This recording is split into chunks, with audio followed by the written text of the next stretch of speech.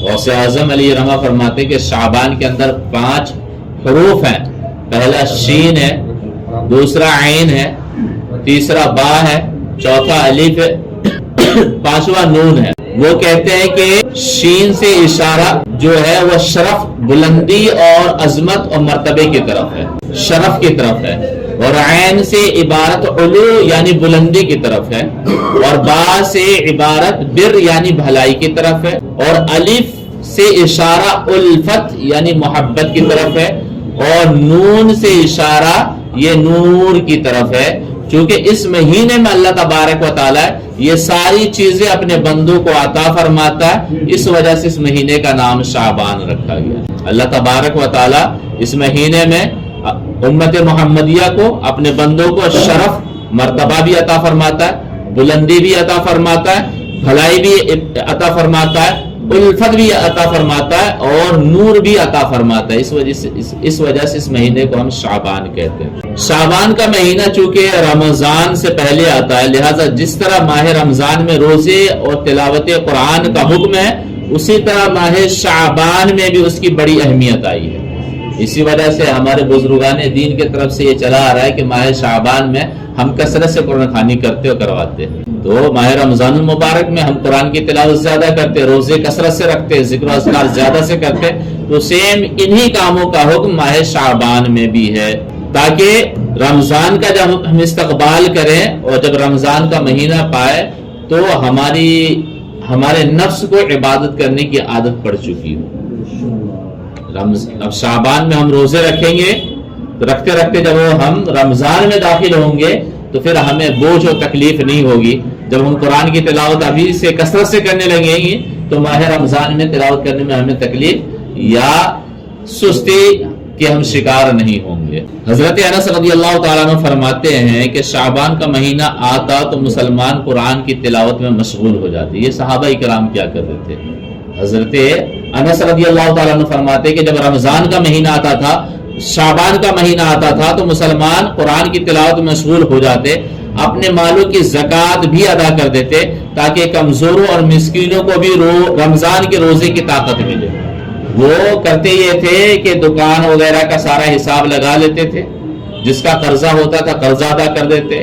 یہاں تک کہ جو حکام ہوتے تھے، جو کورٹ کچہریاں وغیرہ سنبھالا کرتے تھے، تو ان کے ضمنے میں جتنے بھی مقدمات ہوتے وہ جلد سے جلد سب کے سن کر سب کا فیصلہ جلد سے جلد کر دیتے. جس کو رہا کرنا ہوتا رہا کر دیتے، جس کو جیل میں ڈالنا ہے اس کو جیل میں ڈال دیتے، تاکہ ماہ رمضان المبارک کی ہم مکمل تیاری کر لیں. تو اس مہینے میں، شعبان کے مہینے میں مسلمان رمضان المبارک کی تیاری کرتا ہے. وہ زکوٰۃ وغیرہ اسی مہینے میں، ہماری عادت تو ہے کہ ہم کب دیتے ہیں زکوٰۃ؟ رمضان میں. حالانکہ یہ بہتر چیز نہیں ہے. زکوٰۃ بندے پر جب واجب ہو تب دینا واجب ہے. کسی کے اوپر اگر رجب میں واجب ہو گیا ہے تو وہ رمضان تک کا انتظار کیوں کرے گا؟ رمضان تک کا انتظار اس کے لیے منع ہے. کسی کے اوپر محرم میں واجب ہو گیا زکوٰۃ تو وہ رمضان تک کا انتظار کیوں کرے گا؟ اس کے لیے رمضان تک کا انتظار منع ہے، سخت منع ہے، گنہگار ہوگا تاخیر پر. لیکن ہمارے یہاں ایک رواج چل پڑا ہے کہ لوگ زکوٰۃ بھی ادا کریں گے تو ماہ رمضان المبارک میں. تو جو صحابہ کرام مالدار تھے، زکوٰۃ نکالنے والے ہوتے، تو وہ صدقات خیرات شعبان کے مہینے میں ہی ادا کر دیتے، تاکہ جو کمزور مسکین لوگ ہیں، یہ زکوٰۃ یہ ان کا حق ہے. جب انہیں دے دیا جاتا تو اپنے سحری اور افطار کا انتظام اس سے کر لیا کرتے تھے. انہیں بھی روزے، رمضان کے روزے رکھنے کی طاقت مل جاتی تھی. عظیم تابعی ہے ایک حضرت سلمہ بن کہیل رحمت اللہ تعالی علیہ، کان یقال الشہر شعبان شہر القراء، ذکرہ ابن رجب الحنبلی فی لطائف المعارف. لطائف المعارف ایک کتاب ہے، اس میں علامہ ابن رجب الحنبلی علیہ رحمہ فرماتے ہیں کہ حضرت سلمہ بن کہیل یہ فرماتے ہیں کہ شعبان کا مہینہ قرآن پڑھنے والوں کا مہینہ ہے. شعبان کا مہینہ قرآن پڑھنے والوں کا مہینہ ہے. حضرت حبیب بن ابو ثابت علیہ رحمہ فرماتے ہیں کہ ماہ شعبان کے آنے پر قاریوں کا، ماہ شعبان آنے پر وہ یوں فرمایا کرتے تھے کہ یہ ماہ شعبان قاریوں کا مہینہ ہے، یعنی قرآن پڑھنے والوں کا مہینہ ہے. حضرت عمر بن قیس رحمت اللہ تعالی علیہ فرماتے کہ ماہ شعبان کی آمد پر اپنی دکان بند کر دیتے تھے، حضرت عمر بن قیس رحمۃ اللہ تعالی علیہ ماہ شعبان کے آنے پر اپنی دکان بند کر دیتے اور قرآن کریم کی تلاوت کے لیے اپنے آپ کو تمام کاموں سے فارغ کر لیتے تھے کہ اب مجھے قرآن کی ہی تلاوت کرنی ہے۔ علامہ ابن جوزی کی کتاب تبصرہ میں لکھتے ہیں، اور علامہ ابن رجب الحنبلی لطائف المعارف میں، قال حسن بن سہل قال شعبان یا ربی جعلتنی بین شہرین عظیمین فما لی۔ علامہ ابن جوزی اور ابن رجب الحنبلی یہ بیان کرتے ہیں، اور حسن ابن سہل کے حوالے سے بیان کرتے ہیں کہ حسن ابن سہل کہتے ہیں کہ شعبان کا مہینہ رب کی بارگاہ میں عرض کرتا ہے کہ مولا تو نے مجھے دو عظیم مہینوں کے بیچ میں بنایا، مجھ سے پہلے رجب کا مہینہ ہے وہ بھی عظمت والا مہینہ ہے، میرے بعد رمضان کا مہینہ ہے تو یہ بھی عظمت والا مہینہ ہے، تو مجھ میں کیا ہے؟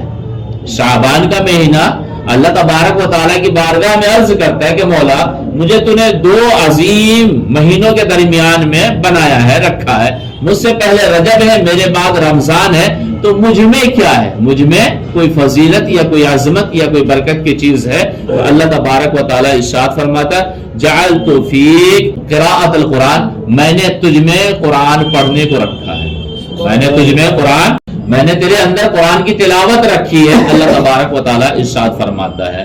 تو حضرت عمار بن یاسر یہ فرماتے ہیں، ان کے بارے میں کہا گیا کہ شعبان کے روزوں کے لیے ایسے ہی اہتمام کرتے تھے جیسے وہ رمضان کے روزوں کے لیے اہتمام کرتے تھے۔ حضرت عمار بن یاسر یہ بہت بڑے صحابی رسول صلی اللہ علیہ وسلم ہے، شعبان کے روزوں کی تیاری اسی طرح کیا کرتے تھے جیسے کہ رمضان کے مہینوں کے روزوں کی تیاری وہ اہتمام کیا کرتے تھے۔ لہٰذا ہمیں بھی چاہیے کہ ماہ شعبان المعظم میں کثرت سے نبی پاک صلی اللہ علیہ وسلم پہ درود پڑھیں، کثرت کے ساتھ قرآن کی تلاوت کریں اور زیادہ سے زیادہ روزے رکھنے کی کوشش کریں، لیکن اتنی کثرت سے روزے نہ رکھیں کہ ہم کمزور ہو جائیں اور رمضان کے روزے رکھنے میں ہمیں دقت و دشواریوں کا سامنا کرنا پڑ جائے، بلکہ آخر کے کچھ روزے چھوڑ دینا ہے۔ آئے گی حدیثیں تو میں بتاؤں گا، آخر کے کچھ روزے چھوڑ دیں، کھائے پیے تاکہ مکمل صحت مل جائے، اور جب ہم رمضان کا مہینہ پائے تو مکمل چستی کے ساتھ ہم رمضان کے روزے رکھیں۔